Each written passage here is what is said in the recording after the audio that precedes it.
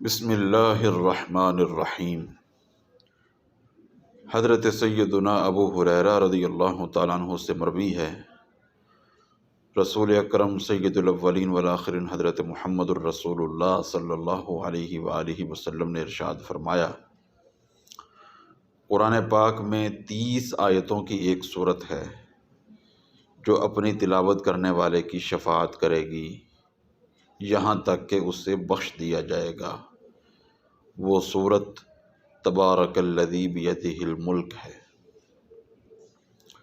حضرت سیدنا عبداللہ بن عباس رضی اللہ تعالی عنہما فرماتے ہیں کہ رسول اللہ صلی اللہ علیہ وآلہ وسلم نے ارشاد فرمایا، میں چاہتا ہوں کہ سورۃ الملک ہر مومن کے دل میں ہو۔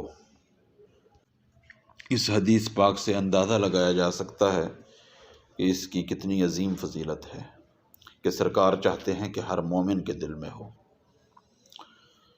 حضرت سیدنا عبداللہ بن عباس رضی اللہ تعالیٰ عنہما سے ایک دوسری روایت بھی ہے، وہ فرماتے ہیں، رحمت عالم سیدنا محمد الرسول اللہ صلی اللہ علیہ وآلہ وسلم کے کسی صحابی نے ایک جگہ خیمہ نصب کیا۔ وہاں ایک قبر تھی اور انہیں معلوم نہ تھا کہ یہاں قبر ہے۔ اچانک انہیں پتہ چلا کہ یہاں ایک قبر ہے اور اس میں ایک آدمی سورۃ الملک پڑھ رہا ہے، یہاں تک کہ اس نے سورۃ الملک مکمل کر لی۔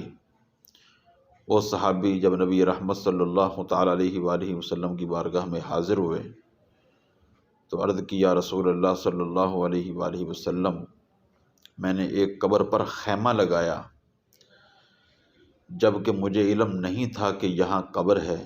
اچانک مجھے معلوم ہوا کہ یہ ایک قبر ہے اور اس میں ایک آدمی سورۃ الملک پڑھ رہا ہے، یہاں تک کہ اس نے سورۃ الملک مکمل کر لی۔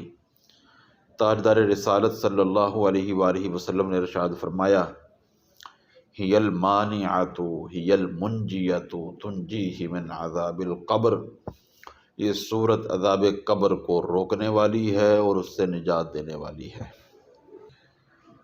علامہ مناوی نے فیض القدیر شاہ جامع الصغیر میں اس حدیث کا یہ معنی بھی لکھا ہے کہ جب میت کو قبر میں رکھ دیا جائے اور اس سورت کی قبر پر تلاوت کی جائے تو میت سے عذاب اٹھا لیا جاتا ہے۔ گویا کہ اس حدیث مبارکہ میں زائرین قبور کو یہ تاکید کی جا رہی ہے کہ جب وہ زیارت قبور کو جائیں تو یہ سورت ضرور تلاوت کیا کریں۔